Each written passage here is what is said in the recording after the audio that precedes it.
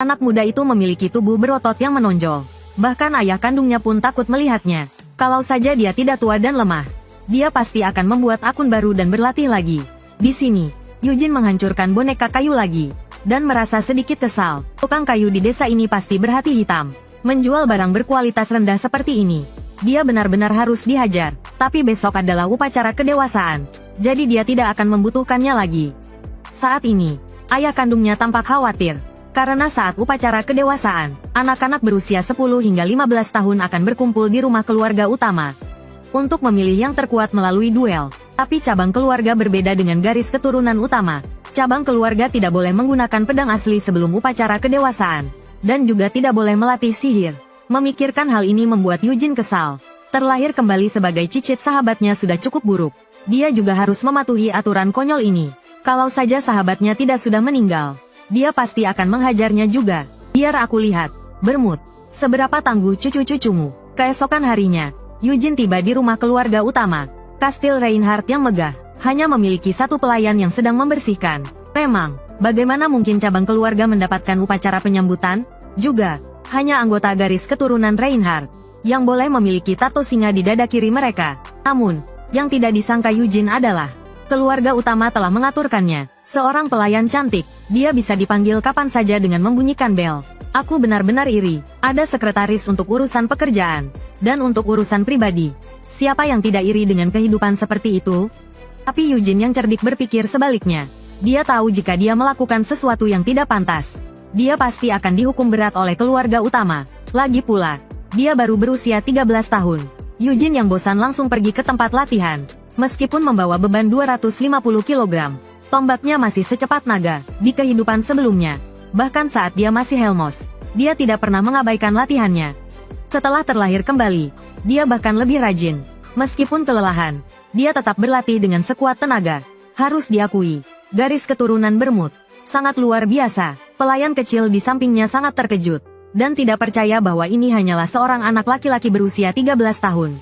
Saat itu, saudara kembar dari keluarga utama, Xian dan Xier, tiba-tiba datang, dan bertanya kepada pelayan kecil apa yang sedang dilakukan Eugene. Eugene juga memperhatikan situasi ini. Tidak bisa melihatnya, IQ-nya benar-benar memprihatinkan. Tuan muda keluarga utama yang sombong tidak pernah diabaikan seperti ini. Dia langsung berteriak agar Eugene meminta maaf padanya. Tapi dia tidak menyangka Eugene akan menurutinya dengan mudah. Maaf, ini membuat Xian bingung. Dia tidak tahu apakah dia harus marah atau tidak. Tapi dengan arahan gadis kecil yang licik, dia segera sadar. Lalu dia berteriak lagi agar Eugene bersujud dan meminta maaf. Eugene menghela nafas dengan pasrah. Apa perlu seperti ini? Saat itu, Xian memperhatikan pedang kayu di tanah. Dia lalu mengambil pedang kayu dan berteriak pada Eugene. Aku tantang kau berduel, Eugene. Dengan niat baik, mengingatkan Xian. Jangan sembarangan mengucapkan kata duel. Xian dengan santainya mengira Eugene takut. Kalau begitu cepat bersihkan kereta yang kau duduki tadi. Bau kotoran sapi di badanmu menempel di joknya. Mendengar itu, wajah Eugene menjadi muram. Bocah kecil yang sok tahu. Akan kuajari kau pelajaran untuk sahabatku. Dia lalu melepaskan kantong pasir dari lengannya. Kantong pasir yang berat itu bahkan membuat lubang sedalam 5 meter di tanah. Melihat itu, Xian ketakutan. Tapi adiknya masih mengawasinya, jadi dia tidak bisa meminta maaf. Eugene melempar kantong pasir lainnya ke samping, lalu berkata, lempar sapu tanganmu. Nak, jika terlahir kembali, menjadi cicit sahabatmu, apa yang akan kau lakukan? Tentu saja menghajar cicit yang lain. Xian yang malang langsung muntah. Terpental sejauh 2 mil, dia tidak menyangka Eugene yang licik ini bermain curang. Begitu sapu tangan dilempar, Eugene langsung menyerang. Xier segera berlari untuk melihat kakaknya, tapi dihentikan oleh aura Eugene. Dia hanya bisa dengan kesal menatap Eugene, tapi dia tidak bisa berbuat apa-apa pada Eugene, karena begitu sapu tangan dilempar. Itu salah tuan muda yang angkuh karena kurang pengalaman. Meskipun Xian secara naluriah mundur untuk mengurangi dampak serangan, dia tetap terpental oleh satu serangan Eugene. Meskipun masih banyak ruang untuk berkembang di masa depan, sebagai keturunan Bemut, dia masih belum cukup. Di sisi lain, Xian terlatih-tatih berdiri. Muntahan di mulutnya belum sempat dibersihkan.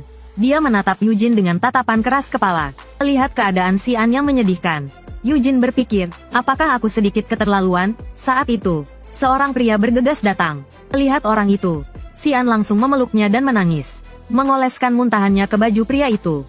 Orang itu adalah Hazar, guru Xian.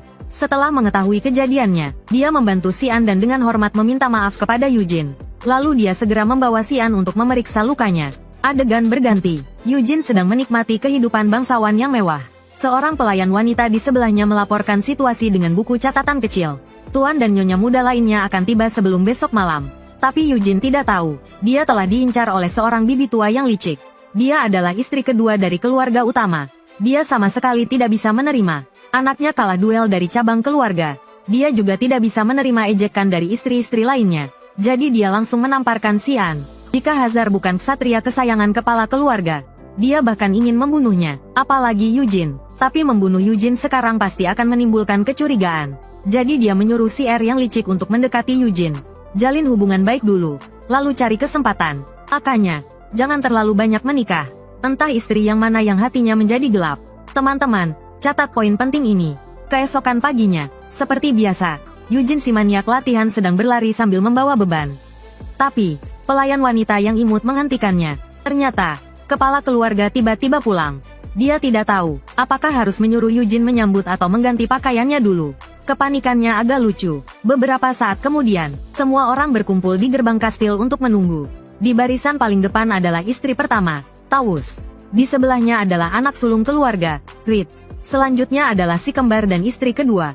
Bersamaan dengan suara kereta kuda, kepala keluarga, Gilead Reinhardt, pun pulang. Namun, hal pertama yang ingin ia lakukan adalah makan bersama semua anak-anaknya. Apa yang sebenarnya ia rencanakan? Seorang pemuda dihadang oleh pria kekar. Detik berikutnya, ia dipameri. Ia pikir dirinya hebat di usia 15 tahun dengan penampilan seperti itu. Padahal, Yujin adalah pria yang tubuh dan wajahnya punya pikiran masing-masing. Kargis masih asyik pamer. Alasan dia begitu menarik, karena aku pakai saus rahasia. Pria dan wanita berteriak melihatku. Cuma 9,9 kamu juga bisa coba. Kau bodoh ya, makan saus itu bikin bodoh. Otaknya cuma berisi otot. Kami hanya ingin beraliansi denganmu. Dizara melempar tombaknya ke arah Yujin. Ingin duel tombak dengan Yujin. Tentu saja, jika kau memang punya kemampuan. Yujin teringat situasi saat makan malam tadi. Ritual garis keturunan adalah tradisi untuk menjaga kepentingan keluarga utama. Keluarga cabang tidak boleh berlatih sihir sebelum ritual. Dan juga tidak boleh menggunakan senjata. Karena itu, mereka tidak pernah menang melawan keluarga utama selama bertahun-tahun. Tapi, kepala keluarga memutuskan untuk mengubah format duel. Jadi, dia mengundang bantuan dari luar. Penguasa menara sihir merah dari Yaro, Lolibean, yaitu murid dari murid senia. Ritual kali ini akan berupa penjelajahan labirin buatannya, masuk dari pintu masuk yang berbeda, dan mencapai pusat untuk mengalahkan bos monster untuk menang. Pemenang bisa memilih satu harta dari gudang harta keluarga utama. Tentu saja, semuanya ilusi sihir, tapi rasanya akan sangat nyata. Yujin langsung tahu monster ini sudah berpengalaman. Dia langsung percaya diri, harta ini seperti hadiah gratis. Tapi, tetap harus hati-hati. Coba dulu kemampuan Dizara, dengan gerakan tangan sepupu pertamanya yang meyakinkan.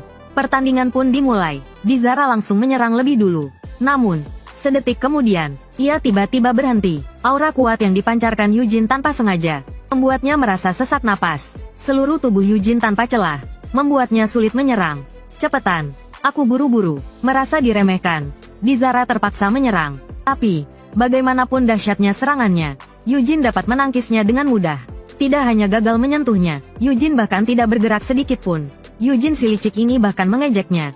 Dizara yang marah tidak lagi menahan diri.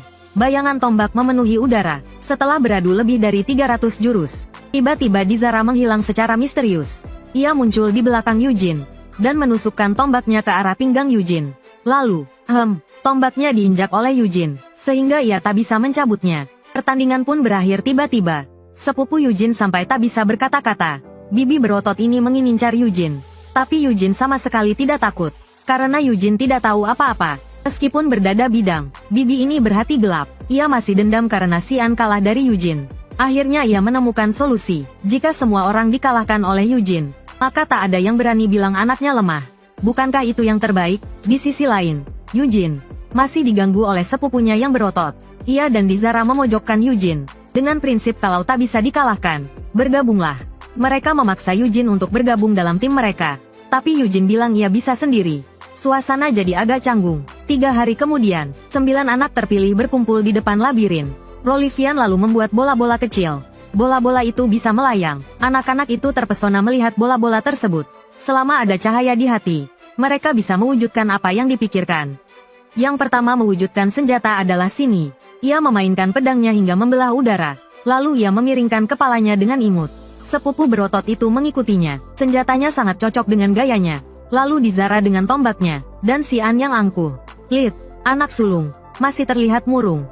Karena sejak kecil ia hanya suka membaca dan sihir. Ia tak suka menjadi seorang pejuang. Lalu ada 3 orang figuran. Terakhir, Yujin dengan pedang dan perisainya. Yujin, apa kau akan menyerangku jika bertemu denganku di labirin? Ia memiringkan kepalanya lagi. Yujin pun bertanya pada kepala keluarga. Boleh bersaing, boleh bekerja sama. Lagi pula kita semua keluarga Reinhardt. Mendengar kata keluarga, wajah Sini memerah.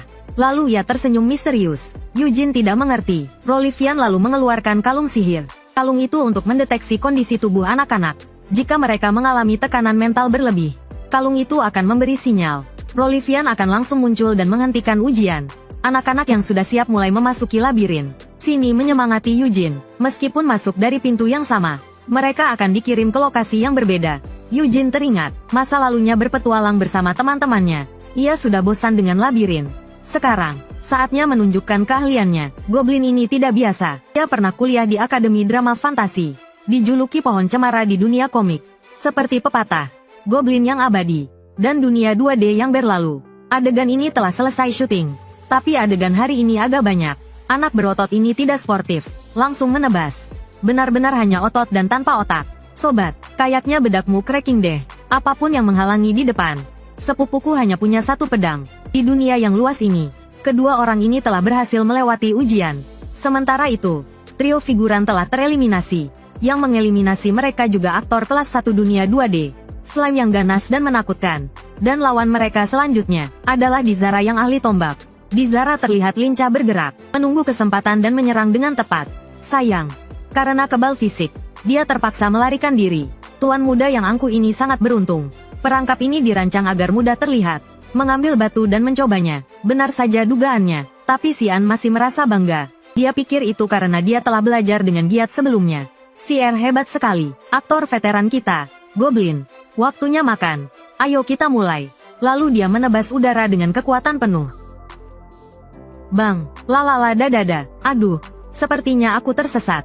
Saat ini, kedua penguji sedang santai minum kopi. Lid sepertinya tertarik dengan sihir. Gilade tanpa sadar teringat kembali. Lid sudah menyukai sihir sejak kecil. Sayangnya, ibunya ingin dia menjadi kepala keluarga. Jadi dia berhenti di tengah jalan. Dibandingkan dengan pahlawan Bemut, Lid lebih menghormati Senia yang bijaksana. Jika dia benar-benar berbakat, aku akan menerimanya sebagai muridku. Tiba-tiba Gilade berseru kaget. Menunjuk ke depan dengan wajah terkejut. Ternyata Yujin bertemu dengan raksasa. Raksasa itu tiba-tiba mengangkat tinjunya dan memukul. Yujin sudah mengambil posisi kuda-kuda dan menangkis. Saat kekuatan lama habis dan kekuatan baru belum muncul, Yujin memanfaatkan kesempatan untuk menyerang. Cahaya pedang seperti diriku, menebas semua jeroan sapi. Yujin Reinhardt, ini curang. Raksasa ini bukan aktor yang kau sewa, kan? Yujin tidak tahu betapa terkejutnya kedua seniman veteran itu. Baginya, ini hanya pemanasan. Sebenarnya, tujuan awal Rolibean menempatkan raksasa hanya untuk melatih mereka melarikan diri saat melihat kesempatan.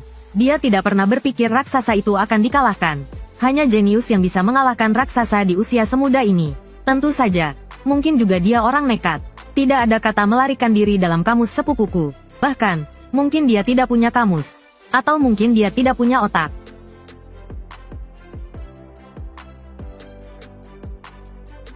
Meskipun telah mengalahkan raksasa itu, sepupuku telah mencapai batasnya. Punggungnya penuh dengan senjata rahasia. Dan 48 tulang rusuknya patah. Aku tidak mungkin jatuh di sini. Aku hanya lelah dan butuh istirahat sebentar.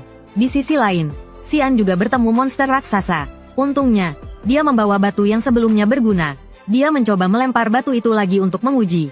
Benar saja, makhluk berotot itu tidak punya otak. Xian ingin sekali memuji dirinya sendiri. Dan beruntungnya, dia bertemu Xian. Ini berarti mereka tidak jauh dari pusat labirin. Xian segera menawarkan diri untuk memimpin jalan. Sebelumnya, dia dipermalukan di depan Xian karena Yujin. Kali ini, dia harus memulihkan harga dirinya. Memikirkan hal itu, matanya bahkan bersinar. Kak, karena labirin ini hanya ilusi. Apa menurutmu ada hantu? Mendengar itu, Xian menelan ludah. Tidak mungkin, ini kan komik bertema fantasi. Tapi dia tidak tahu, saat dia berbalik, sebuah tangan pucat tiba-tiba muncul. Detik berikutnya, sesosok tubuh berlumuran darah muncul. Ternyata itu adalah Dizara, gadis ahli tombak. Gadis ini berlumuran darah. Anak kecil di sebelahnya sampai menangis ketakutan. Dia juga dipermalukan di depan gadis itu. Harus kutangkap dia. Hehehe. Dizara yang tak berdaya sangat merindukan sepupunya. Sayangnya, sepupunya masih tidur. Tapi saat dia lengah, tanah tiba-tiba runtuh. Sayang dia tidak jatuh. Melihat lubang di depannya, Xian ingin memutar. Tapi mengingat tatapan kagum adiknya, dia memutuskan untuk tidak menghemat sihirnya. Dia langsung mengaktifkan lari cepat level 5. Ini rasanya terbang. Dia berhasil mencapai sisi lain. Berbalik untuk membantu adiknya. Dia melihat Xier tampak santai. Dan melompat dengan ringan. Tiba-tiba hening. Dizara, kau tak bisa lari. Hari ini kau harus kuhajar. Adegan berganti. Ketiganya langsung sampai di pusat labirin. Minotaur sebesar ini. Yakin untuk uji coba? Kalian bertiga. Kenapa datang bersamaan? Ternyata Yujin si licik sudah sampai duluan. Agar anak-anak lain bisa berpartisipasi. Yujin sengaja menyimpan bos untuk mereka lawan duluan. Sungguh baik hati. Baiklah. Kita mulai sesuai urutan kedatangan. Hati nuranimu tak sakit? Kalau takut, minggir saja. Dizara yang keras kepala tidak akan mudah menyerah. Meskipun setelah membersihkan darah di wajahnya dia tetap terlihat biasa saja. Dia tetap berjalan dengan teguh menuju monster itu. Saat itu, si tuan muda yang sombong berkata, kalau begini, Yujin tidak kebagian. Kalau kau menang, aku akan memanggilmu kakak seumur hidup. Kebahagiaan datang begitu tiba-tiba. Adik, lihat nanti bagaimana kakakmu beraksi. Saat Dizara mendekat, monster raksasa itu membuka matanya. Meskipun masih takut, gadis keras kepala itu tetap maju dengan tombaknya. Saat telapak tangan monster itu hendak menghantamnya, dia berputar dan menghindarinya dengan mudah. Lalu berputar dan berputar lagi untuk menjaga keseimbangan. Hadapilah badai, lakukan. Tidak mempan. Bermuka tembok sekali. Dizara belum sempat bereaksi. Sudah ditangkap monster raksasa, tapi tidak diremas. Hanya dilempar seperti peluru. Terbang kembali ke titik awal. Bukan tandingan sama sekali. Kenapa monster itu melemparnya? Karena saat ditangkap, pemenangnya sudah ditentukan. Peserta berikutnya, Xian, berdiri dengan percaya diri. Sambil melirik Yujin dengan tatapan sombong. Yujin tidak berkata apa-apa, tapi ekspresinya menunjukkan segalanya. Yujin menyebalkan, bikin kesal. Lihat baik-baik, Xian memusatkan seluruh sihirnya ke pedangnya. Pedang sakti bercahaya. Meskipun energi pedangnya tidak bertahan lama, dia yakin bisa mengalahkan monster itu. Namun, sedetik kemudian, hilang. Xian tidak percaya. Ternyata, kepala keluarga ingin mengetahui bakat semua anak. Jadi, serangan sihir tidak bisa digunakan di labirin ini. Xian masih tercengang. Kalau takut kalah, cepat kembali. Tuan muda sombong itu sekarang berada di posisi sulit. Jangan remehkan aku. Meskipun tanpa energi pedang, aku tetap akan menjadi kakakmu. Apa yang membuat gadis imut berkata tidak? Dan apa yang membuat tuan muda sombong itu jatuh cinta? Mengapa sapi lucu itu mati secara misterius? Mari kita simak kisah di balik Yujin. Barusan, Xian berlari menuju manusia banteng. Melakukan serangan langsung. Sayang, dia tidak berhasil menangkapnya. Malah lengannya terluka. Kemudian Xian menunjukkan keahliannya. Tapi hanya serangan kecil. Tidak berpengaruh. Tidak ada gunanya. Jurus apa yang paling efektif melawan monster raksasa? Tentu saja memotong urat dan kaki. Xian mengira dia punya kesempatan. Tapi dia malah ditendang lutut monster itu. Bagaimana bisa monster itu memikirkannya? Lalu dilanjutkan dengan tangkapan. Dan pukulan kuat. Gratis pulang. Sayang. Dia tidak mendarat dengan wajahnya. Kenapa tidak tahan lama? Maaf soal rambutmu. Yujin memberi isyarat kepada Xier untuk maju. Tapi gadis itu malah menyerah. Sayang sekali, tidak bisa melihat gadis cantik terbang. Yujin, yang sudah menunggu, memutuskan untuk mengakhiri drama ini. Karena semua orang sudah menunjukkan diri. Mari kita pulang dan makan. Saat Yujin mendekat, manusia banteng bersiap. Dari mana harus memulainya? Yujin yang licik memanfaatkan setiap kesempatan. Dia melompat ke kepala monster itu dan menjaga keseimbangannya. Tapi monster itu tidak memberinya kesempatan untuk menyerang. Monster itu meninju dirinya sendiri. Otaknya yang sudah tumpul jadi semakin tumpul. Melihat kesempatan, Yujin langsung menyerang. Terpecah menjadi beberapa bayangan dalam sekejap. Teknik pedang iblis ekstrim. Gaya badai. Tidak mungkin. Benar-benar tidak mungkin. Dia menyerang arteri karotis monster itu. Meskipun pertarungan telah berakhir, wajah Yujin pucat pasi. Lihat itu, sobat, hanya teknik dasar. Xian ingin menyombongkan diri lagi. Tapi dia tidak mengerti, mengapa Yujin tidak menunjukkan rasa takut sedikit pun. malah terlihat agak bersemangat. Dia juga ingin menjadi pria seperti itu. Tiba-tiba, senjata di tangan Yujin menghilang. Minotaur itu juga perlahan menghilang dalam cahaya keemasan. Ritual keturunan telah berakhir. Kedua tetua yang menyaksikan semuanya juga tercengang. Terlepas dari apakah itu anak mereka sendiri atau bukan, saat ini adalah waktu untuk pamer. Sebenarnya, niat awal Rodrian adalah menekankan kerjasama, membiarkan anak-anak bekerja sama melawan Minotaur. Dia tidak menyangka Yujin akan mengalahkan semuanya sendirian. Cheat apa yang dia gunakan? Mendengar itu, Gilead tersenyum seperti seorang ayah yang bangga. Yujin selalu disiplin dan tekun berlatih sejak kecil. Dia memang jenius bela diri.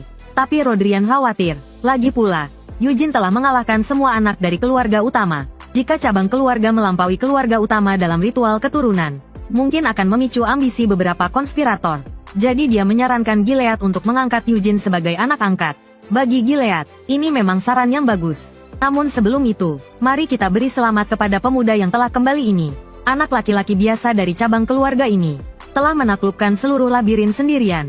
Selain dikalahkan, dia tidak terluka sama sekali. Gadis-gadis manis terpesona melihatnya. Sekarang dia mengincar pedang suci. Semoga kau bisa mencabutnya, Yujin. Mendengar Yujin dengan mudah mengalahkan monster itu, sepupunya tampak tidak percaya. Bagaimana mungkin tubuh kurus seperti bambu bisa begitu kuat? Jika dia mengkonsumsi saus rahasiaku, bukankah dia bisa mengalahkan para pahlawan dan menginjak-injak Raja Iblis? Kaulah yang kupilih, duo Reinhardt. Meskipun anak-anaknya sendiri kebanyakan hanya menonton, hal ini tidak mengurangi kegembiraan sang kepala keluarga. Lagi pula, masih ada Rolibean. Aku merasa dia agak feminin. Aku ingin sekali memberinya kontak sepupuku. Sang kepala keluarga sebenarnya telah menyiapkan pesta besar. Tapi dia tidak menyangka Yujin akan menaklukkan labirin begitu cepat. Jadi, dia menyuruh anak-anak untuk istirahat dulu. Namun, sang kepala keluarga memanggil Yujin. Ini menarik perhatian Sil. Apakah dia akan membawanya ke ruang harta? Aku ingin pergi. Aku ingin pergi. Aku ingin pergi. Tapi baik yang tua maupun yang muda mengabaikan gadis imut itu. Ku ketuk kau akan tetap pendek selamanya. Yujin, ku dengar kau mahir menggunakan berbagai senjata. Hanya teknik dasar. Yujin menggunakan pedang dan perisai di labirin. Tapi dia menggunakan tombak saat mengalahkan Xian dan Dizara. Meskipun senjata yang melambangkan keluarga Reinhardt adalah pedang, Behemoth yang agung mahir dalam 18 jenis senjata, dan Hermo juga dikenal sebagai master senjata. Tapi dalam buku dongeng, dia disebut Hermo yang bodoh. Setiap tim butuh orang kocak, kan? Tidak pernah menang berdanding tapi penuh percaya diri. Dan akhirnya melindungi teman-temannya. Jadi, aku lebih suka Helmo daripada Behemoth. Si licik, Yujin, juga tak tahu harus berkata apa. Tak disangka, kepala keluarga ternyata penggemarnya. Yujin bisa narsis seharian gara-gara ini. Tak lama, mereka berdua sampai di pintu masuk ruang harta. Kau orang pertama selain kepala keluarga yang masuk ke ruang harta bawah tanah ini. Apa aku perlu berpidato penerimaan penghargaan? Apa di dalam ada pedang suci? Ada sih, tapi kau takkan bisa mencabutnya. Setelah Behemoth yang agung, tak ada lagi yang diakui oleh pedang suci itu. Meremehkanku. Ya, kakek tua. Sampai di pintu masuk ruang harta. Melihat cara membuka pintu yang ajaib ini, aku jadi tahu kenapa kepala keluarga jarang ke sini. Saat mata singa bersinar redup, pintu ruang harta pun terbuka. Masuklah sendiri. Kalau aku ikut, nanti malah mengganggu kemampuanmu. Keren. Lalu Yujin masuk ke ruang harta sendirian. Pertama-tama, dari pedang suci dulu. Ini bukan pedang biasa. Ini pedang dari puisi Libai. Sudah ada sejak Pangu menciptakan langit dan bumi. Selama berabad-abad, hanya Behemoth yang menjadi pemiliknya. Tapi hari ini, ia akan berganti nama menjadi Yujin. Bagaimanapun, kita kenal. Beri aku muka. Ya. Lalu Yujin memegang gagang pedang dengan kedua tangannya. Tunjukkan dirimu, sayangku. Yujin mengerahkan seluruh tenaganya. Kalau sedikit lebih kuat, mungkin celananya akan basah. Untung tidak ada yang melihat. Tidak akan merusak citranya yang bersinar. Sebenarnya, sejak pedang suci membunuh Raja Iblis, pedang itu jadi center tim. Jadi, tidak terlalu berguna, kan? Jangan korbankan hutan demi satu pohon. Pria sejati harus punya banyak pilihan. Aisevia si pemangsa sebenarnya adalah tongkat sihir. Untuk menggunakannya, harus menguasai sihir dan bela diri. Intinya, terlalu lemah dan tidak cocok dengan rambut putihku. Lewat, kalpas yang perlu dipanaskan dulu untuk mengeluarkan nafas naga. Wielder, pedang badai yang bisa memanggil Raja Peri Angin. Pilonoya yang bisa menembakkan petir tanpa batas jarak. Perisai Doran yang bisa menyerap semua serangan ke dalam kehampaan. Dan pedang ini, yang jelas-jelas Zanpakuto Zabimaru dalam bentuk Shikai. Bisa dibilang, mengambil senjata apapun tidak akan rugi. Tapi kenapa tidak ada Fenrir 6 Gaya dan Enma? Lagi pula, sudah 300 tahun berlalu. Barang bagus pasti sudah habis diambil. Pilihan terbaik saat ini adalah Wielder. Sihir peri terkenal sulit dipelajari. Memiliki Wielder sama saja dengan punya cheat. Tapi karena sudah sampai di sini, Yujin memutuskan untuk melihat-lihat lagi. Selain senjata sihir, ruang harta ini juga menyimpan beberapa ornamen bersejarah. Tiba-tiba, Yujin tertegun. Ia mengambil kalung yang ada di depannya dan memeriksanya berulang kali. Ternyata itu kalungnya sendiri. Ini peninggalan orang tua Helmo. Sebelum meninggal, ia masih memakai kalung ini. Bagaimana bisa ada di sini? Apa teman baikku yang menyimpannya untukku? Sepertinya setelah aku mati, teman-temanku tidak meninggalkanku. Hilemoy gugur di kastil Raja Iblis Pengurung. Tapi Behemoth malah membuat perjanjian dengan Raja Iblis Pengurung. Dan meninggalkan pusakanya di sini.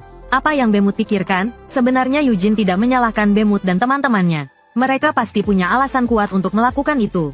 Dia hanya ingin tahu isi perjanjiannya. Behemoth yang dikenal tidak tertarik pada wanita. Malah menikahi begitu banyak istri. Dia yang dikutuk Raja Iblis seharusnya lenyap setelah mati. Kenapa bisa terlahir kembali? Meskipun banyak senjata menarik di ruang harta karun, Yujin tidak ingin meninggalkan pusakanya di sini. Beberapa saat kemudian, kepala keluarga bingung dengan pilihan Yujin. Kenapa bisa muncul di ruang harta karun? Teknik pembuatannya kasar dan tua. Dijual pun tak bisa untuk beli mie instan. Dan setelah diuji dengan metode yang aku tidak mengerti, kalung ini ternyata tidak tercatat sama sekali. Benar-benar aneh. Ini pasti bukan harta karun Reinhardt. Seharusnya tidak ada di ruang harta karun. Tapi aku mengambilnya dari sana. Kalung ini tidak berharga. Meski begitu, kau tetap memilihnya, Yujin? Tentu saja, tapi kepala keluarga tetap curiga dengan benda tak dikenal itu. Dan berencana menemui penyihir muda, untuk mengidentifikasi apakah itu benda sihir. Kalau-kalau di dalamnya, tersegel kakek tua atau semacamnya, kan bisa repot. Setelah dipastikan aman, baru diberikan ke Yujin. Tapi karena Yujin tidak memilih harta karun Reinhardt, dia boleh memilih lagi dari ruang harta karun. Keberuntungan datang begitu tiba-tiba. Tidak disangka kepala keluarga begitu fleksibel. Layak jadi penggemar Hilemoy yang hebat. Kalau begitu, tidak perlu ragu lagi. Aku pilih kau. Pedang Badai Firt. Dalam radius 3 meter dari Zhuge-Liang, pasti ada Feng Wei.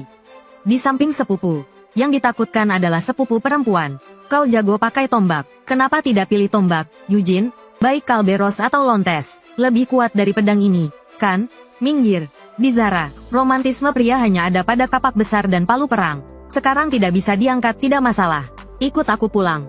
Saus rahasiaku mau berapa banyak ku beri. Tujuan akhir seorang pahlawan, pastilah palu penghancur. Zigras. Itu baru mainan yang pantas dimiliki pria sejati. Melihat keduanya berdebat, Yujin merasa pusing. Tapi kali ini di ruang harta karun, memang tidak ada senjata Raja Iblis yang dulu. Mungkin sudah disegel Behemoth di suatu tempat. Pedang ini memang bukan pedang dalam puisi Libai, tapi diberkati oleh Raja Peri Angin. Nanti setelah melatih sihir, bisa memanggil peri. Dan, bukankah warnanya cocok denganku? Tapi keduanya tidak menghiraukan Yujin. Hari ini harus ada kesimpulan. Yujin tidak memperpanjang perdebatan. Ini pertama kalinya dia memegang pedang sungguhan. Hari ini harus pamer sedikit. Keanggunan tak pernah ketinggalan zaman. Soal karisma, aku, Yujin, jagonya. Benar-benar, di atas panggung semenit. Di belakang panggung 60 detik. Gerakan ini terlihat sulit, tapi sebenarnya tidak mudah sama sekali.